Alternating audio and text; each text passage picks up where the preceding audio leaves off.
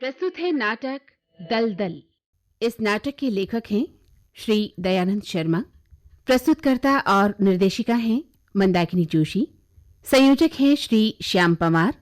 इस नाटक में भाग लेने वाले कलाकार हैं सर्वश्री प्रदीप भटनागर, अविनाश व्यास, इकबाल हुसैन, रमेश शर्मा और भावना तिवारी। तकनीकी सहयोग है श्री प्रकाश बाबू शर्मा और वीरेंद्र का। ये नाटक आकाशवाणी बीकानेर की प्रस्तुति है। अरे यार, बात समझने की कोशिश किया कर। मैं समझ रहा हूँ तू यार। जानता है यार पापा जी का नेचर। लेकिन वर्मा जी। अरे फिर वही बात है, वर्मा जी को तो बुलाने का सवाल ही नहीं उठता। लेकिन क्यों? अरे चिल्ला मत, अंदर मेडिटेशन पे है पापा। एक बार ध्यान टूट गया तो तू ही संभालना उनको। वर्मा जी से बनती नहीं पापा की, देखते ही भड़कते हैं। पापा की आखिर बनती किससे है? हाँ, जानता हूँ।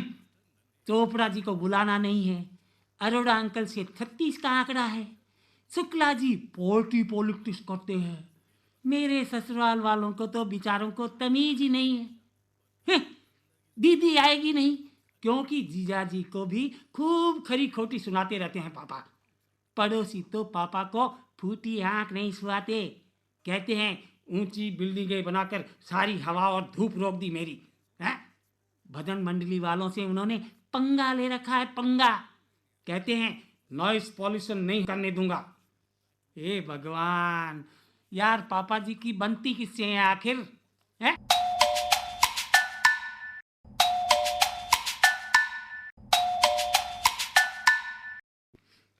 अरे भाई मिश्रा जी। अरे देखना यार, अरे भाई कौन है? आनंद जी है क्या? जरा देखना, मेडिटेशन तोड़ेगा पापा का।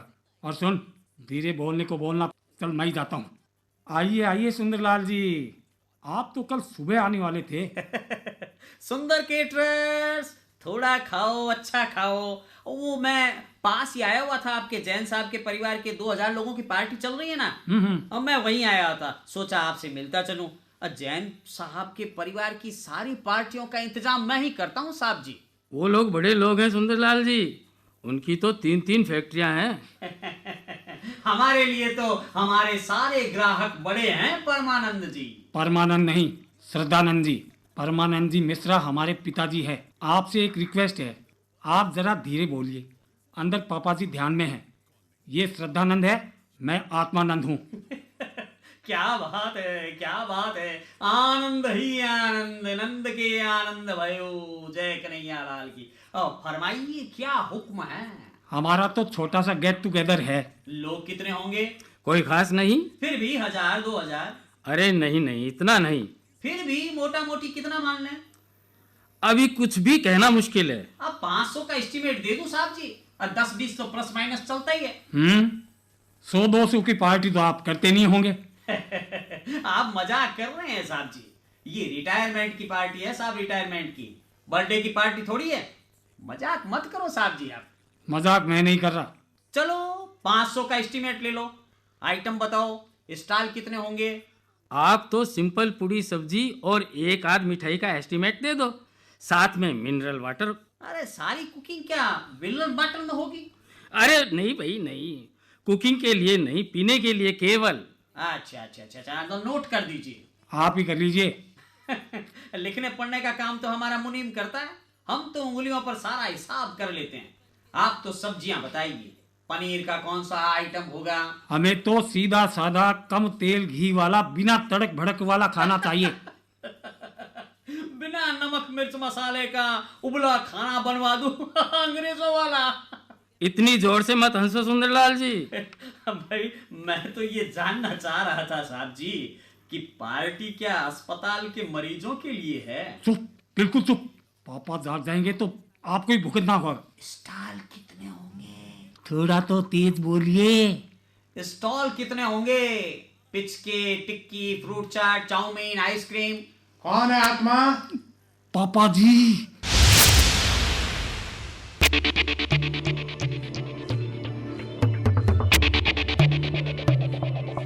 आप? ओह नमस्ते पापा जी, मैं सुंदर केटरर्स, थोड़ा खाओ, अच्छा खाओ। आप हैं कौन? मैं सुंदरलाल, खुराना हूँ जी बहुगुणा ने। बधाई हो जी, 31 को रिटायर हो रहे हैं ना आप। बहुत बहुत बधाई हो साहब जी आप। आजकल सरकारी नौकरी पूरी कर लेना भी बहुत बड़ी बात है साहब जी। कदम कदम पर चाय पानी मांगे तो भी शिकायत, है ना। चलो अच्छा हुआ, जल लोकपाल आने से पहले ही आप रिटायर होकर घर आ रहे हैं। बधाई हो साहब। आपने अपना परिचय नहीं दिया। पापा जी, ये सुंदरलाल जी है, सुंदर कैटरर्स वाले। शादी ब्याह reception retirement anniversary birthday kitty party रोका टीका सगाई मरना जीना क्रियाक्रम, हम तो सेवक हैं आप। बस बस बस बस, आपको किसने बताया कि 31 तारीख को मेरा रिटायरमेंट है? धंधा है मेरा ये साहब जी।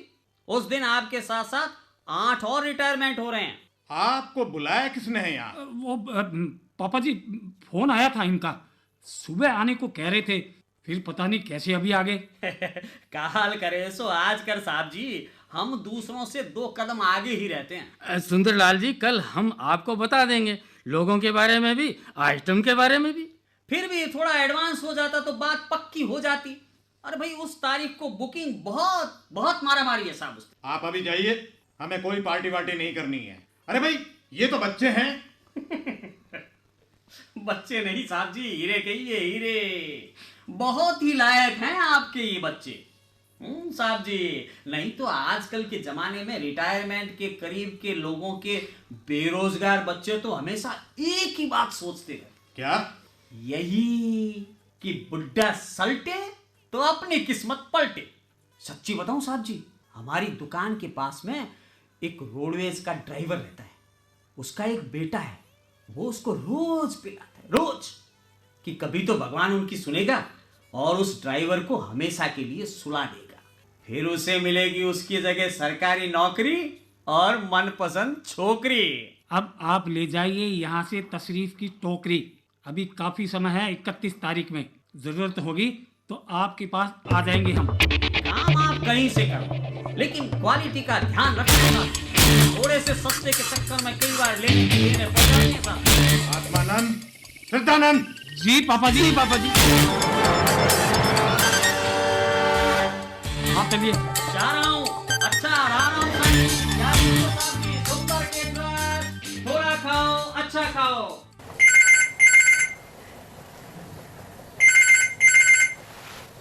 हेलो, कौन? हाँ, मैं बोल रहा हूँ। सावित्री, तुम मुझसे कल मिल सकती हो, यहीं आ जाओ।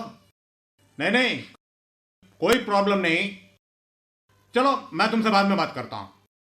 अरे नहीं नहीं नहीं, मैं खुद फोन कर लूंगा।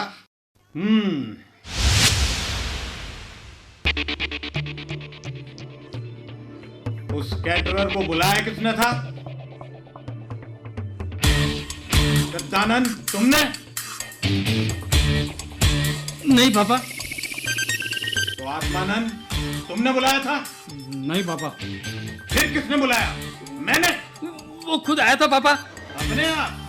सच्ची पापा। तुम्हारे घर में बिना तुम्हारी इच्छा के वो कैसे आ गया? इसमें गलत क्या है पापा? रिटायरमेंट की पार्टी तो हर कोई देता है। और इसीलिए तुमने बिना मुझसे पूछे ही रिटायरमेंट की पार्टी बच्चे ही तय करते हैं पापा। मुझे नहीं करनी कोई पार्टी वार्टी। वही कहा था मैंने आत्मा को, लेकिन ये माने। हट, झूठ मत बोल। मेहमानों की लिस्ट तू ही बना रहा था। मैंने कहा भी था कि वर्मा अंकल का नाम मत ले। बोला था कि नहीं? अच्छा, मेहमान भी तय कर लिए तुमने। भाई वाह, शाबाश, जीते रहो। रहने दो पापा। क्या? यही पार्टी वार्टी, फिजूल खर्ची के सिवा कुछ भी तो नहीं। अच्छा किया पापा, कैंसिल। रिटायरमेंट की पार्टी कैंसिल। मैंने इसलिए पार्टी कैंसिल नहीं की कि वो फिजूल खर्ची है। मैंने पार्टी इसलिए कैंसिल की है कि मैं शक्ल नहीं देखना चाहता हूं मेहमानों की, जिन्होंने जिंदगी भर मेरा मजाक उड़ाया है। वो तो हम भाइयों का मजाक उड़ाते रहते हैं पापा। कहते हैं इतने बड़े हो गए, तुम्हारे पापा ने तुम्हें आज तक मोटरसाइकिल तक नहीं लेके दी। अब देखना, दोनों को एक एक बाइक लेकर देंगे पापा। किस खुशी में? आपके रिटायरमेंट की खुशी में। मैं काम से रिटायर हो रहा हूं, ये खुशी की बात है। अब हम लोग कोई नया बिजनेस शुरू कर सकते हैं पापा। आपकी शिकायत भी दूर कर देंगे कि हम कुछ कमाते वमाते नहीं हैं। क्या करने की सोच रहे हो तुम लोग? आप जिसके लिए भी हाँ करेंगे पापा, अब पूंजी है हमारे पास। अच्छा, मेरी जिंदगी भर की कमाई पूंजी है तुम दोनों के लिए? हम सबके लिए पापा, केवल 10 लाख का इन्वेस्टमेंट पापा।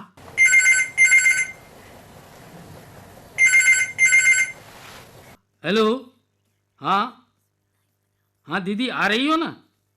नहीं, पार्टी अभी पक्का नहीं है कुछ। पापा से बात कराऊं आपकी?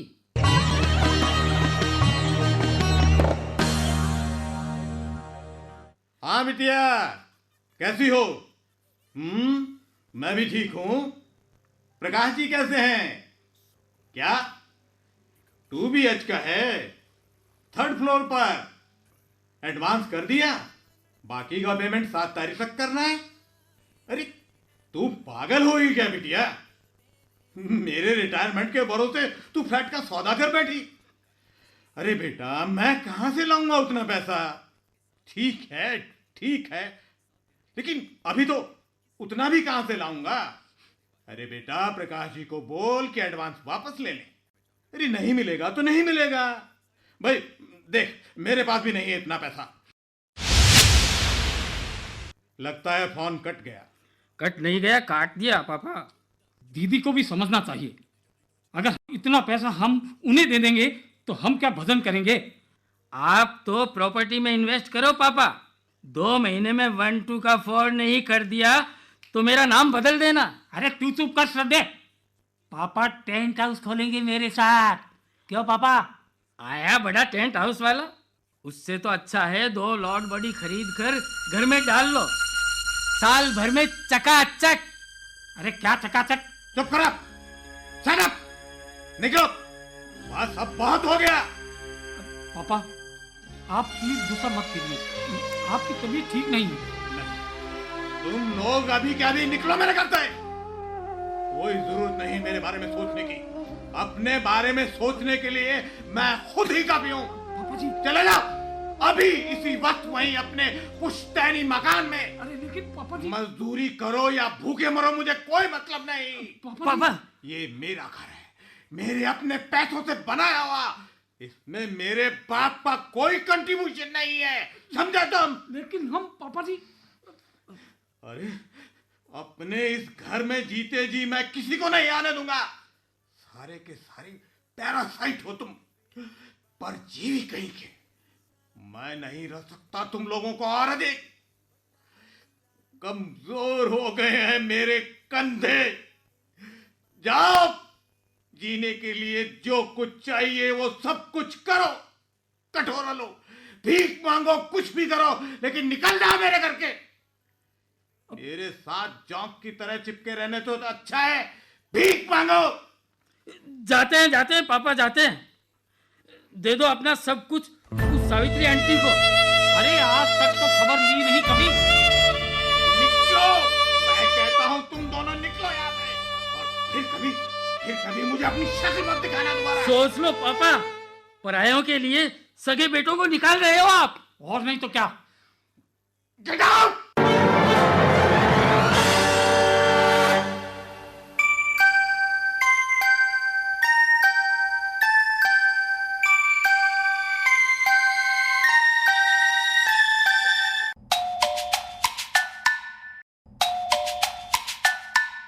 अरे भाई आता हूँ भाई आता हूँ। अरे आओ आओ आओ सावित्री, बैठो। कैसे हो भाई साहब?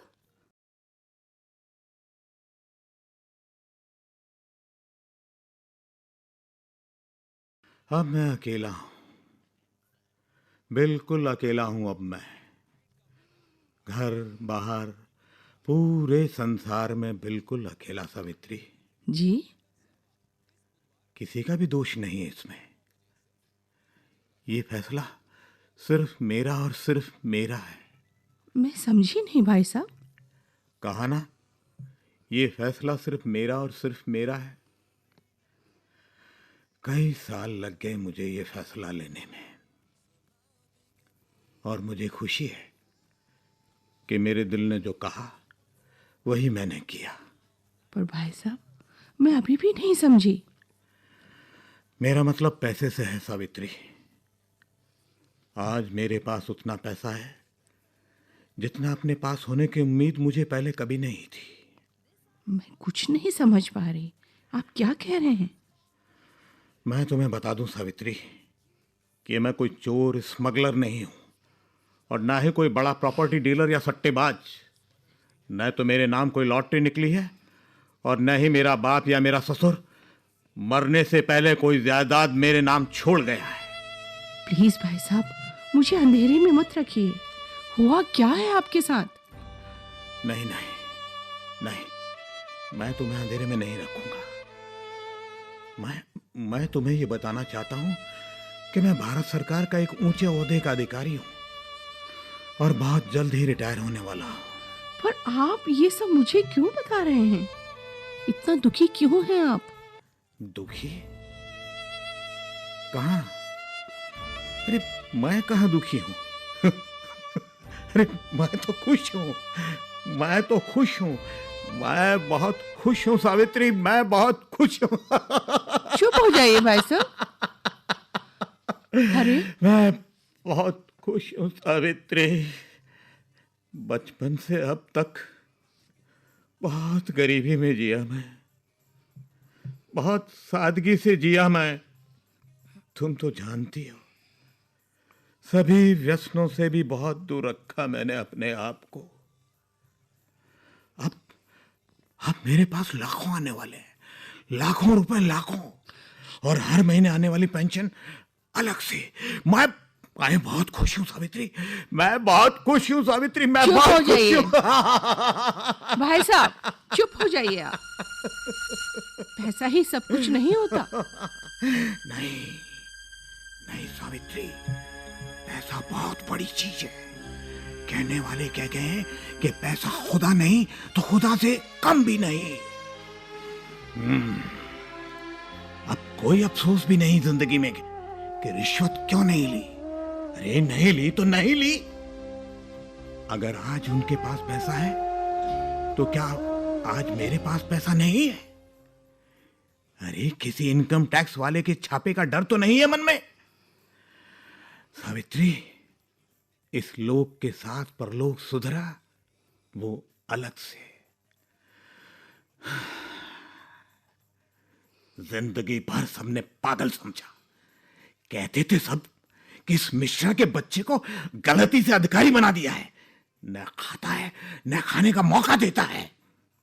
पत्नी जवानी में टीबी से मर गई और बच्चों को सरकारी स्कूलों में पढ़ा पढ़ाकर उनका फ्यूचर खराब कर रहा है, फ्यूचर खराब कर रहा है उनका।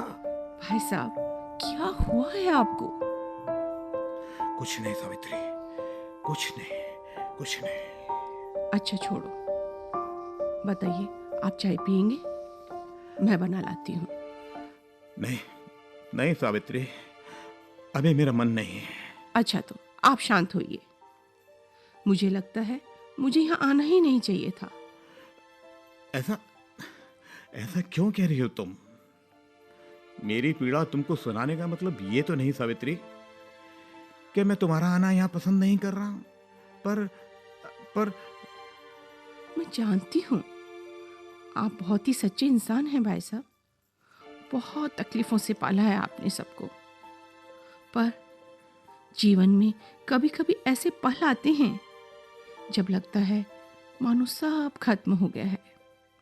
लेकिन सच तो ये है कि जीवन कहीं ठहरता नहीं और सब कुछ कभी खत्म नहीं होता भाई साहब। मैं बहुत शर्मिंदा हूं सावित्री, मैं बहुत शर्मिंदा हूं। अरे जब से तुम आई हो अपनी ही अपनी बातें किए जा रहा हूं। कैसा भाई हूं ना मैं, हा? ऐसा मत कहिए। अरे आदमी को मेरी तरह स्वार्थी नहीं होना चाहिए सावित्री। नहीं नहीं, आपने अपना परिवार खुददारी से पाला है और अब पैसा आने के भय से ही आप इतने तकलीफ में हैं। आप इनसिक्योर फील कर रहे हैं क्योंकि आप श्रद्धे और आत्मा के पिता ही बनकर रह गए हैं, दोस्त नहीं बन सके। वरना ये युद्ध होता ही नहीं। आपको बच्चों से दूरी कम करने की कोशिश करनी चाहिए थी भाई साहब। अपने पिता होने के अहंकार को ढोते रहे हैं आप। मैं क्रूर नहीं हूं सावित्री, मैं निष्ठुर भी नहीं हूं, लालची भी नहीं हूं। मैंने अपने बच्चों को इसलिए डांट के नहीं भगाया कि वो मेरा पैसा बर्बाद कर देंगे। मैंने इसलिए अलग किया उन्हें कि वे दुनिया को जाने समझे, वरना मेरी तरह जिंदगी की दौड़ में वे भी पिछड़ जाएंगे। उन्हें पैरासाइट बनकर नहीं जिंदा रहना चाहिए, संबंधों में उलझ कर नहीं दम तोड़ देना चाहिए। उन्हें निकल पड़ना है सब मोह भंग करके। उन्हें इस चालाक, मक्कार, स्वार्थी और भागती हुई दुनिया में अपने लिए जगह बनानी चाहिए सावित्री। भाई साहब, मैं बहुत आशा और विश्वास के साथ आई थी आपके पास कि आप अपनी नाराजगी को छोड़ वापस बच्चों को बुला लेंगे ताकि आप वापस अकेले न पड़ जाएं। मैं जानता हूं कितनी मुश्किलें आती हैं जब आप अकेले होते हैं। 2-4 दिन के लिए नहीं, पूरी उम्र के लिए अकेले हो जाते हैं आप। सावित्री, मैं पल पल मर मर कर जीता रहा हूं और मैं नहीं चाहता कि मेरे बच्चों के सामने तो पूरी जिंदगी पड़ी है। सावित्री, जिंदगी इतनी आसान नहीं सावित्री, जिंदगी इतनी आसान नहीं है। तुम तो जानती हो सावित्री, पूरी जिंदगी मैंने कभी सूट पहनकर नहीं देखा कि उसे पहनकर खुद को कैसा फील हो सकता है। हाँ भाई साहब, कभी जाना ही नहीं मैंने। अपने डिपार्टमेंट के, अपने ही सबऑर्डिनेट्स को बाहर से आने वाला नया आदमी जब मेरा साहब समझ लेता तो मैं जान पाता कि ज्ञान व्यान सब आजकल कपड़ों में घुस कर रह गया है। सारी जिंदगी पैदल चला हूं मैं। हाँ भाई साहब। स्कूटर जब खरीदना चाहता था उस वक्त आधी से ज्यादा तनख्वाह तो पत्नी की बीमारी में खर्च हो जाती थी। उसके मरने के बाद अपने दामाद को स्कूटर दिया मैंने। हाँ। अपने लेने की उम्र ही निकल गई। सरकारी गाड़ी का दुरुपयोग क्या होता है ये न मैं जानता था और न कभी बच्चों को जानने दिया। बस एक ही बात सोची थी मन में, सब कुछ छूट जाए ना छूट पाए ये सत्य कभी। हाँ भाई साहब, हाँ। सावित्री, एक ईमानदारी ही तो थी जिसके कारण समाज में मैं बदनाम था। अरे वो भी छूट जाती तो क्या रह जाता मेरे पास, क्या रह जाता मेरे पास। पर भाई साहब, अपने ही डिपार्टमेंट के छोटे मोटे कर्मचारियों के बच्चों को जब कारों में घूमते हुए पाता हूं तो समझ में आ जाता है कि कैसे मेरे से कम तनख्वाह पाने वाले लोग मुझे मेरी औकात समझा रहे हैं। नहीं भाई साहब, नहीं नहीं नहीं सावित्री, अब नहीं रहा गरीब मैं। अमीर बने बिना, अमीरी महसूस किए बिना नहीं मरना चाहता था मैं जानता हूं अगर मैं थोड़ा भी कमजोर पड़ा तो दोनों बेटी और दामाद मेरे रिटायरमेंट की खुशियां अपने घर ले जाएंगे। नहीं भाई मेरे बेटे सेटल होने के चक्कर में मेरा पैसा कहीं छौंक आएंगे। अरे भाई साहब, और सावित्री, बट कर मेरे पास तो कुछ भी नहीं रह जाएगा, कुछ भी नहीं रह जाएगा। मैं फिर से जीता हो जाऊंगा। नहीं भाई साहब, इतना मत डरिए। आप पहले शांत होइए, ऐसा कुछ नहीं होगा। मुझे बोलने दो सावित्री, मुझे बोलने दो। मैं रीता नहीं होना चाहता। मैं जानता हूं खाली होने की पीड़ा। मैंने भोगा है खाली होने का दर्द। जिंदगी में मैं उस वक्त खाली ही तो था जब मेरी पत्नी मरी थी। सुन रही हो तुम? हाँ भाई साहब। नर्सिंग होम में मेरी पत्नी की लाश पड़ी थी और लाश घर तक लाने के लिए नर्सिंग होम का बिल चुकाने के लिए भी पैसे नहीं थे मेरे पास। नहीं भाई साहब, नहीं भाई साहब। ससुराल वाले उसे अपने साथ ले गए थे, शायद अपनी बेटी के साथ। उसी दिन उन्होंने मेरा भी दाह संस्कार कर दिया था। नहीं भाई साहब, ऐसा क्यों बोल रहे हैं आप? नहीं भाई साहब। क्योंकि मेरे पास पैसा नहीं था सावित्री, मेरे पास पैसा नहीं था। नहीं नहीं भाई साहब, शांत होइए भाई साहब। भाई साहब प्लीज। तब भी मैं अकेला था सावित्री, और आज पैसा आ रहा है, तब भी मैं अकेला हूँ। मैं अकेला हूँ सावित्री। नहीं, मैं अकेला हूँ। नहीं भाई साहब, नहीं, आप अकेले नहीं हैं भाई साहब। भगवान मुझ पर दया करो। हे ईश्वर, देखो। अरे नहीं नहीं। देखो कितना अकेला हूँ मैं, कितना अकेला। कैसे दलदल में फंस गया हूँ मैं। ये कैसी दलदल है सावित्री, ये कैसी दलदल। परमात्मा मुझे इस दलदल से निकालो, मुझे इस दलदल से निकालो भगवान, मुझे इस दलदल से निकालो, मुझे इस दलदल से निकालो, इससे मुझे निकालो भगवान।